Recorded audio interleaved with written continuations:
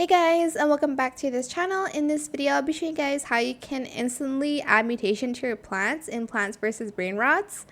It's not the most instant you'll get a mutation on your plants, but you'll get it by doing this method instead of waiting for a weather event.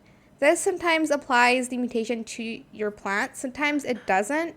It also depends on your plants. It's easier to get mutations on secret plants rather than rare or something like that. I'm just going to be using the new seed, which is the Biohazelino. So I'm just going to take it out and make sure you have the witch potion. I got it from the spooky event, but you can also get it by doing this current event, the Merge Madness one.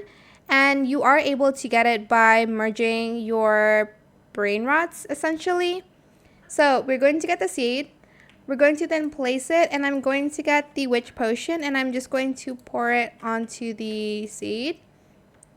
I think you don't need to do it more than once, but I'm just doing this more than once just to be more careful, or just to have a better chance. That's what I'm trying to say. To be more careful. What?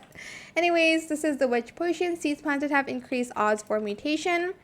And yeah, you'll get mutated plants like this one. I used the witch potion, the Biohazelino, the frozen mutation.